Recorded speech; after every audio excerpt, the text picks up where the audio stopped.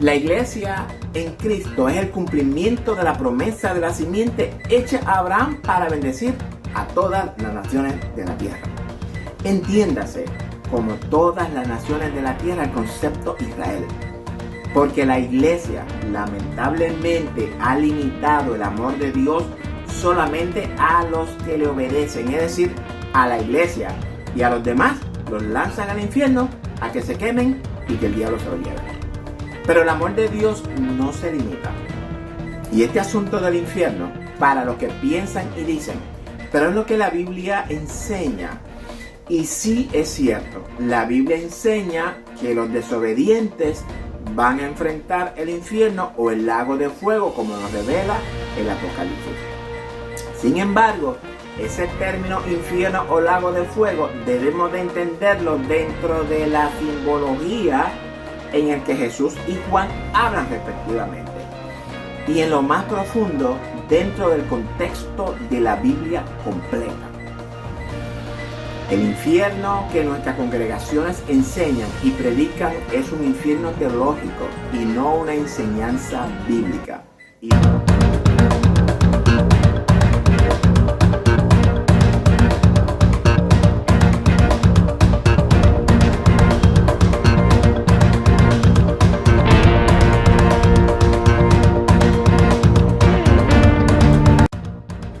Bienvenidos a Biblia Estudio TV, tu instituto bíblico virtual. Soy Víctor Cáceres, tu hermano en Cristo. Hoy continuamos con el capítulo 2 de nuestro magistral estudio bíblico titulado La Salvación, una historia de amor. Un saludo a toda la audiencia. Gracias por invertir estos 30 minutos del tiempo de vida que Dios puso en sus manos. El invertir su tiempo en el estudio de la palabra de Dios produce en su vida un crecimiento y una madurez en el conocimiento de Cristo. En el primer capítulo nos quedamos hablando de las promesas hechas a Abraham y quiero pedir disculpas anticipadas, ya que hoy estaremos subiendo y bajando por todo Génesis. Básicamente este es un estudio donde vamos a ir retrocediendo en el tiempo hasta llegar a la creación, porque en la creación es que está el origen de todo lo que estamos experimentando en la actualidad. Todas estas guerras, pestes, ideología de géneros, asesinatos, padres contra hijos, hijos contra padres, destrucción del matrimonio diseñado por Dios, la violencia, la inmoralidad sexual, la depravación y un largo etcétera. Todo esto se origina en la creación. También contestamos las preguntas acerca de que si Israel ha desaparecido para siempre, que si Israel sigue siendo importante para Dios y que si la iglesia sustituye a Israel. Y expliqué que Israel sigue siendo vigente delante de Dios. Todas las promesas de restauración para Israel siguen vigentes y serán cumplidas al final de los tiempos. Y por último expliqué que la iglesia no sustituye a Israel, aunque hay congregaciones que erróneamente interpretan esto de esa manera. Ahora bien, el que las promesas de restauración sigan vigentes para Israel, debemos de preguntarnos, ¿qué es Israel para Dios? Y eso lo vamos a contestar, si Dios lo permite, en este capítulo. Y si no, podemos entonces, pues, en el próximo. Ya hablamos acerca del pedido de Dios a Abraham para que sacrifique a su hijo, su único hijo, es decir, a Isaac. Y vimos que Abraham actuó en fe, es decir, en obediencia. Y esta es la promesa hecha a Abraham por causa de esa obediencia. Y vamos sobre los textos nuevamente. Y dijo, por sí mismo he jurado, dice Jehová, por cuanto has hecho esto y no me has rehusado tu hijo, tu único hijo. Recordemos que Abraham tiene otro hijo, Ismael, su primogénito, del cual vamos a hablar durante este estudio, ya que Ismael es relevante en la historia de la salvación, amado. Pero Ismael no es el hijo de la promesa. Es por esta razón que Dios le dice que no le ha rehusado a su único hijo, es decir, el único hijo el cual Dios le había prometido en su vejez, es decir, a Isaac. Y esto es importante que no confundamos el hijo de la promesa con la promesa hecha a la simiente de Abraham. Aunque entendemos que por medio del hijo de la promesa, es decir, Isaac, es de donde finalmente sale la simiente. Soy una pregunta. ¿Por qué si Ismael es el primogénito, el mayor, Dios escoge a Isaac para el cumplimiento de su propósito? Y esto es algo que toda la iglesia debe de entender. Dios cumple sus propósitos por medio de actos milagrosos. Ismael no es el hijo que Dios le había prometido a Abraham. Ismael es el resultado de un acto de desobediencia a la palabra del Señor. Pero de esto vamos a hablar cuando lleguemos, ¿verdad?, a Ismael. Ahora bien, Dios le promete a Abraham un hijo a la edad de 100 años, un hijo que le daría a su esposa Sara de 90 años. Ese nacimiento es el resultado de un acto milagroso. El nacimiento de Ismael es un resultado de un acto carnal. Vamos al siguiente verso para que podamos observar cuál es la promesa hecha por Dios a Abraham por causa de su fe, es decir, por causa de su obediencia a los mandamientos de Dios. De cierto te bendeciré y multiplicaré tu descendencia como las estrellas del cielo y como las arenas que está a la orilla del mar, y tu descendencia poseerá las puertas de sus enemigos. Aquí podemos ver la promesa de Dios a Abraham. ¿Qué le promete Dios a Abraham? Dios revela en este verso 3 promesas hechas a Abraham por causa de su obediencia. Y esto es importante, amados, un principio para la iglesia. Cuando obedecemos a Dios sin cuestionar y sin condiciones, cuando escuchamos su voz, su petición y la ponemos en acción inmediatamente, Dios se deleita en bendecirnos. Dios lo va a bendecir. Esa es la primera promesa para Abraham. Y la segunda promesa es que bendecirá su descendencia. Le dice que bendecirá y multiplicará como las estrellas del cielo y como la arena del mar, es decir, que nadie la puede contar. Surge una pregunta aquí. Y nosotros, como buenos estudiantes de la Biblia, vamos a analizar lo que Dios le promete a Abraham. Dios le promete que va a bendecir y a multiplicar su descendencia. ¿Será esta descendencia la de la simiente prometida en el verso 18? ¿O se referirá a la descendencia de su único hijo Isaac? La respuesta es sí y no, respectivamente. Sí, porque Dios habla en su presente eterno y Dios va a bendecir y a multiplicar toda la descendencia de Abraham, incluyendo la de su simiente. Y no porque Dios no se limita a la descendencia de Isaac, hermano. Debemos de buscar la guía del Espíritu siempre en el estudio de la palabra. Esta promesa sí es hecha a Isaac, la descendencia de Abraham, pero trasciende todas las descendencias hasta el día de hoy. Dios le promete que la bendecirá y la multiplicará. Ahora bien, esa promesa hecha a Isaac, la descendencia de Abraham, es luego confirmada a Jacob, la descendencia de Isaac. Al igual que Isaac, Jacob también tenía un hermano mayor, el primogénito de Esaú. Pero de Esaú hablaremos más adelante. Cuando nosotros tomamos decisiones dentro de la voluntad de Dios, esas decisiones traen como resultado bendiciones para nosotros y para los nuestros. ¿Qué más le promete Dios? Tu descendencia poseerá la puerta de sus enemigos. El concepto de poseer las puertas nos revela la idea de un dominio, de un control sobre todos sus enemigos. Es decir, hasta dominarlos. Y esto es lo que vamos a ver en la historia de Israel, la cual se cumplirá en la promesa hecha a la siguiente. Más adelante sabremos quiénes son esos enemigos que Israel va a dominar.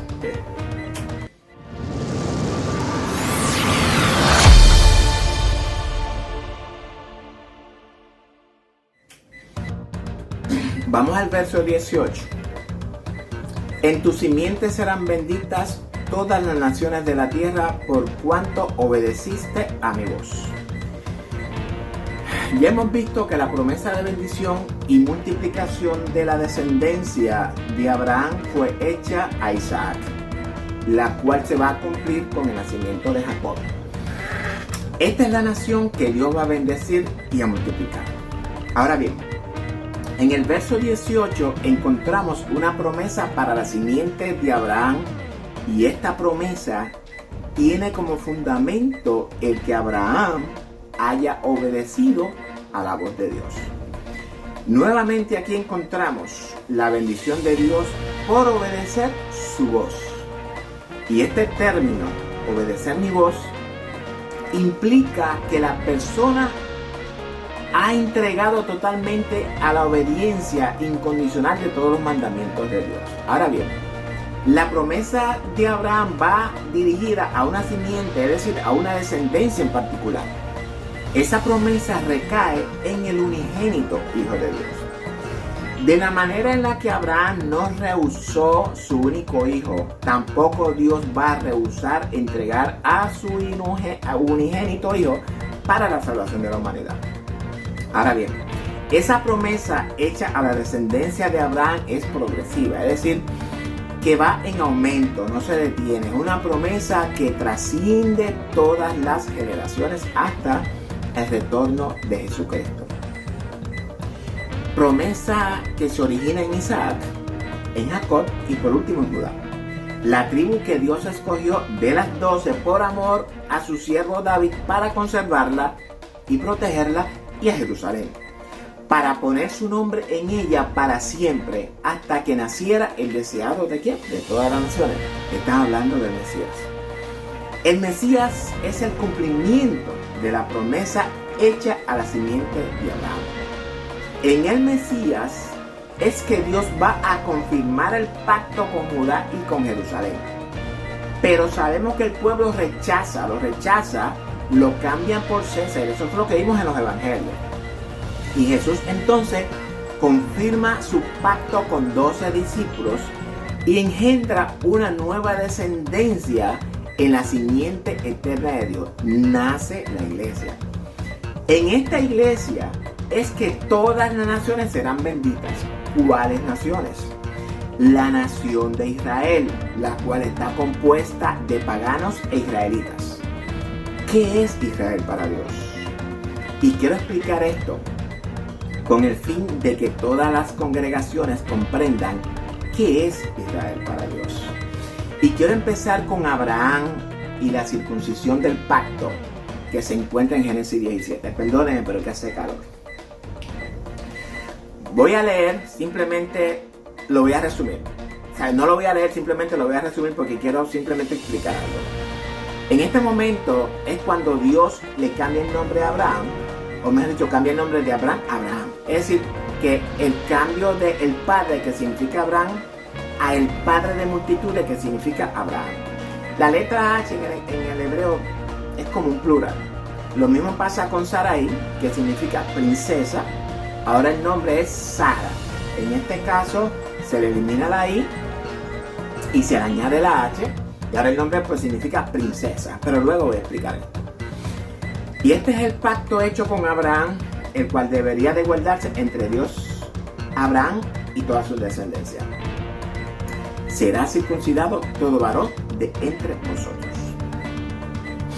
Y quiero que escuchemos quiénes debían de circuncidarse en la casa de Abraham. Todo varón entre sus generaciones, el nacido en la casa, el comprado por dinero, es decir, los esclavos, y cualquier extranjero que no fuera de tu linaje. En otras palabras, pues los paganos. Y el que no se circuncide, el prepucio de su carne, será cortado del pueblo porque viola el pacto. Ahora bien, ¿quiénes integraban la casa de Abraham? La casa de Abraham los integraba pues la casa de Abraham, los esclavos y los paganos o los extranjeros. Con esta persona fue que Dios hizo pacto. Obviamente, ¿verdad? Con Abraham, quien es la cabeza.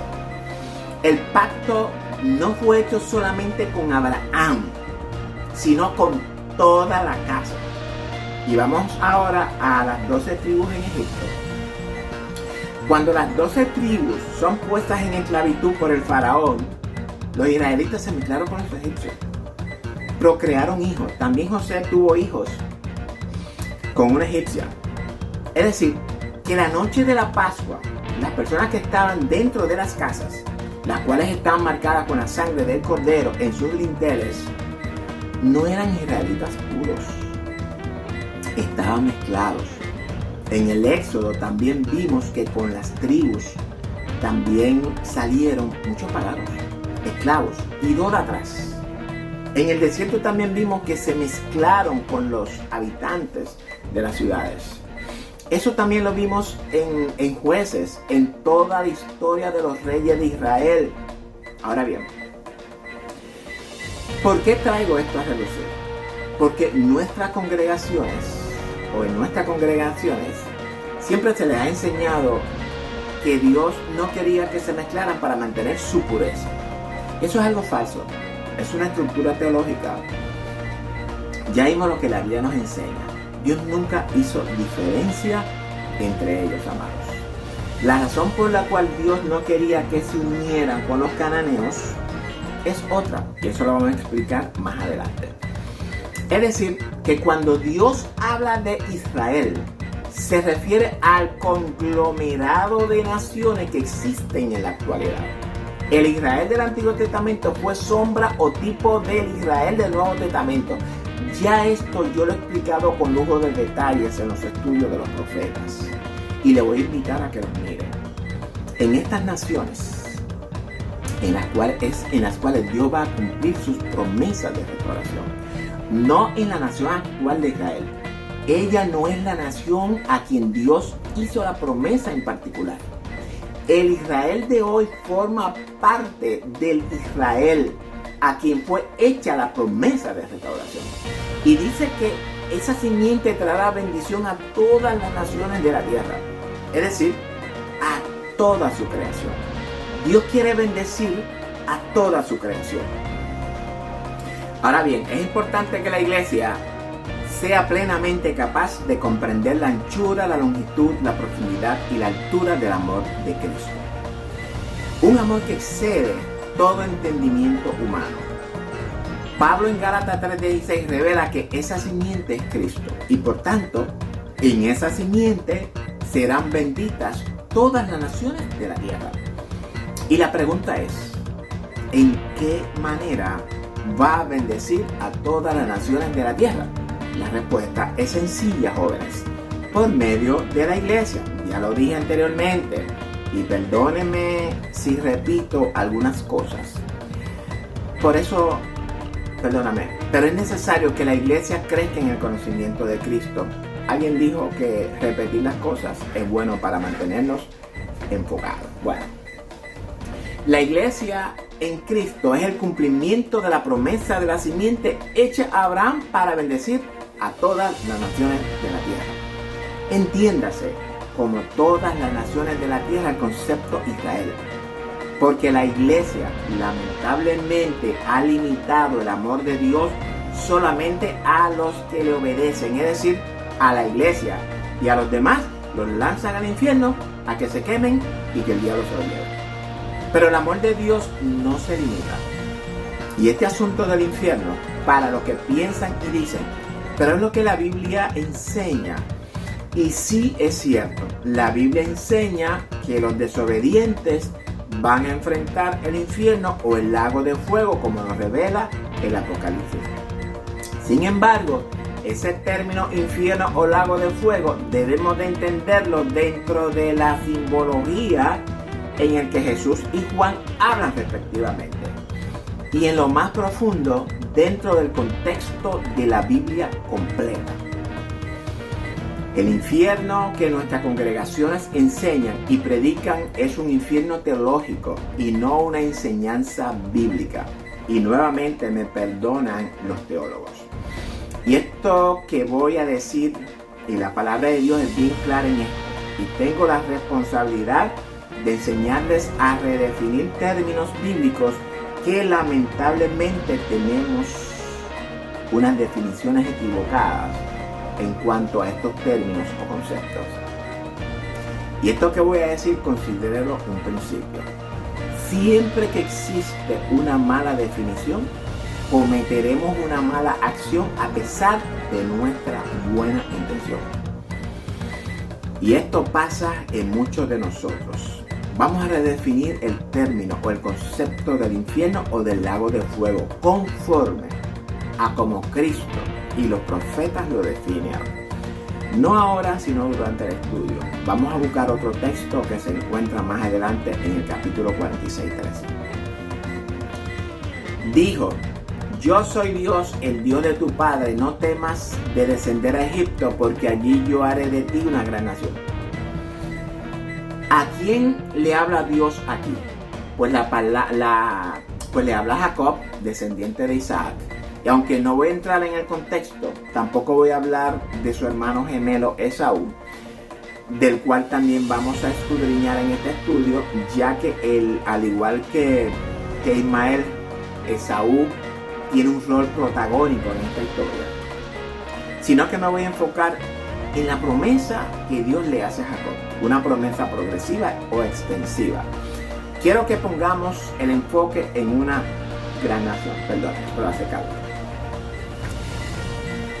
Al igual que Abraham, Dios le extiende su promesa a Jacob, a Isaac. Diciéndole que hará de él una gran nación. Aquí encontramos una revelación. Ya sabemos que en Jacob es que Dios va a cumplir la promesa de la descendencia de Abraham.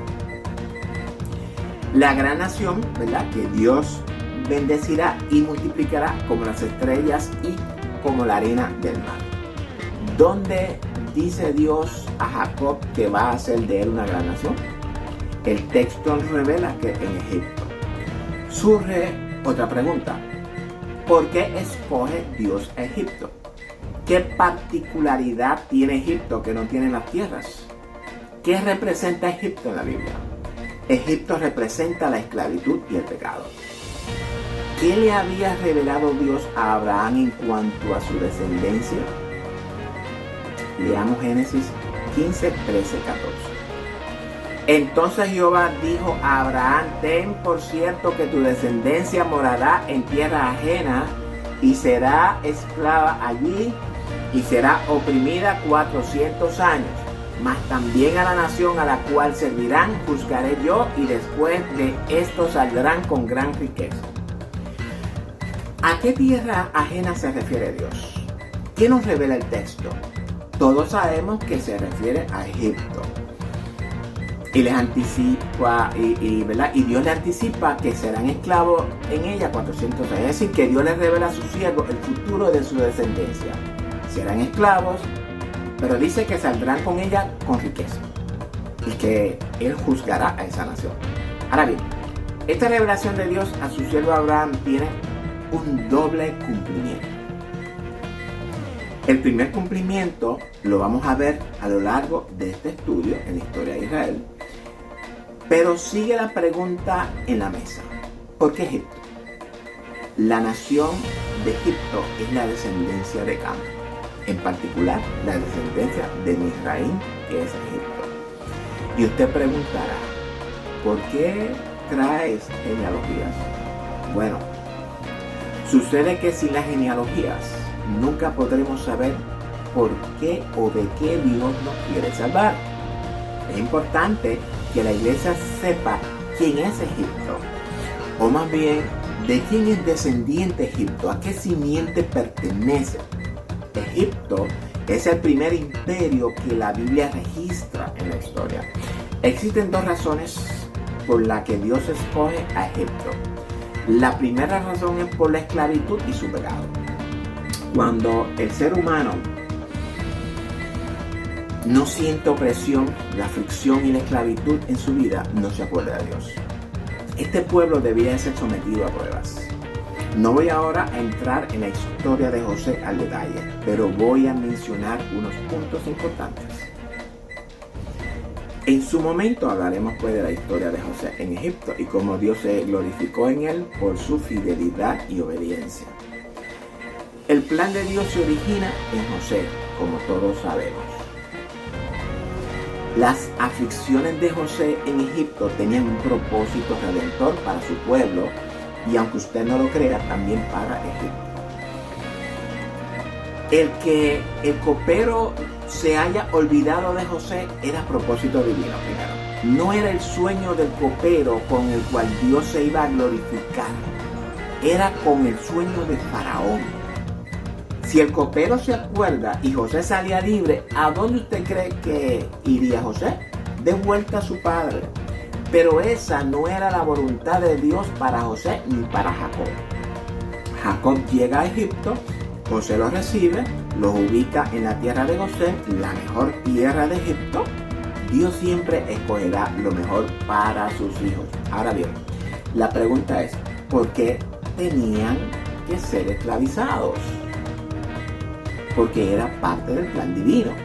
Y aunque usted pudiera pensar que Dios fue injusto con ellos por llevarlos a la esclavitud, la esclavitud es sinónimo de pruebas. Muchas veces Dios permite pruebas en nuestras vidas con un propósito redentor, para bendecirnos. De la única manera en la que Dios podía tener a un pueblo todo junto hasta que creciera y se desarrollara era en esclavitud. Porque si no es así, hubieran hecho lo mismo que hubiese hecho José si salía de la cárcel. Dios los reúne y los mantiene a todos en un solo lugar. Hay propósito con ese pueblo. Es el pueblo de Dios, amados. Y la segunda razón es para glorificarse en ellos y, por último, glorificarse en Faraón. Entonces, ya hemos visto, abuelo de pájaro, por qué Dios dice a Jacob que descienda a Egipto. Bueno, ya los 30 minutos casi finalizan y en verdad les doy gracias por invertir estos 30 minutos de su vida en el estudio de la palabra del Señor. Comparte este estudio con todo el mundo. Conviértase en un colaborador de la obra de Cristo. En el próximo capítulo abundaremos un poco acerca de la nación de Israel actual. ¿Quiénes son y por quiénes fue formada esta nación? También conoceremos un poco más de Abraham y de su genealogía. Y sobre todo conoceremos el suceso que ocurrió después del diluvio con Cam y Noé. Vamos a explicar la versión infantil y la versión adulta, ambas. No se puede perder este tercer capítulo. Muchas revelaciones que la iglesia desconoce van a salir a relucir en este estudio profundo. Vamos también a hablar un poquito acerca del concepto de la salvación, ya que nuestros líderes no nos explican con profundidad qué significa la salvación. Y muchos temas relevantes para la iglesia discutiremos. Si usted es un amigo que no conoce a Jesucristo y está mirando este video, me parece que no es coincidencia. Dios tiene un propósito en su vida. Dios quiere salvarlo de la ira del Cordero. Dios manda a todos los hombres que confiesen sus pecados y que se arrepientan. Sin arrepentimiento no hay perdón de pecados. Y Dios quiere perdonarlo y salvarlo. Iglesia de Dios, no te dejes engañar por las falsas enseñanzas que hoy se enseña y se predica. Dios manda a escudriñar la Escritura. Exige a tu pastor, a tu maestro, a tu líder, que te muestren con evidencia de la palabra lo que te enseñan. Con hacer esto no está pecando, tampoco está en desobediencia. Es tu derecho exigir, es tu salvación la que está en juego. Corrobora todo con la palabra. ¿Recuerdas los de Berea? Todo lo corroboraban a la luz de la Escritura. Haz tú lo mismo. Despierta a la realidad de la palabra de Dios. Y con esto despido. Hace un par de meses les dije que había un gran dragón que quería invadir a un dragón pequeño. Ya esto es casi un hecho. Las noticias lo están confirmando. Siempre les exhorto también al pueblo a tomar precaución en cuanto a tener abastecimiento de alimentos. Preparémonos para enfrentar lo que se avecina, amado. Llegue o no llegue, debemos de estar preparados. Otra cosa importante es que tenemos que empezar a romper con este yugo desigual que estamos haciendo con el mundo. Dejar los entretenimientos, los juegos de video, cine, televisión, fiestas, modas, actividades, internet y todo eso que es de origen pagano. Dios nos manda a salir de Babilonia. Estamos con un pie en Babilonia y con otro pues casi también adentro. Dios nos manda a vivir en santidad, a crucificar nuestra voluntad con Cristo, a negarnos a nosotros mismos, cargar nuestra cruz y seguirlo. La iglesia que quiere reinar con Cristo tiene que apartarse totalmente del pecado, de lo pagano, del inicuo, de lo mundano y de toda cosa que pudiera manchar nuestra vestidura blanca. Con manchas no heredamos el reino, amados. Dios ama a su iglesia incondicionalmente, pero ese amor no lo limita a ejecutar su justicia. Seamos sobrios, oremos los unos por los otros, amemos a Dios con todo nuestro corazón y al prójimo como a nosotros mismos. Ese es el cumplimiento de la ley y de los mandamientos de Dios. No te pierdas nuestro próximo estudio de la segunda venida de Cristo a la luz de la Escritura. Búscalo en YouTube, Facebook y también en nuestra página web www.bibliaestudiotv.org, donde encontrarás todos nuestros estudios bíblicos. Comparte nuevamente este estudio con tus hermanos de la congregación, con tus amigos y con tus familiares. Este es un mensaje de salvación para todos. Hasta la próxima semana, si así el Señor lo permite. Dios les bendiga a todos. Los amo en el amor de Jesucristo.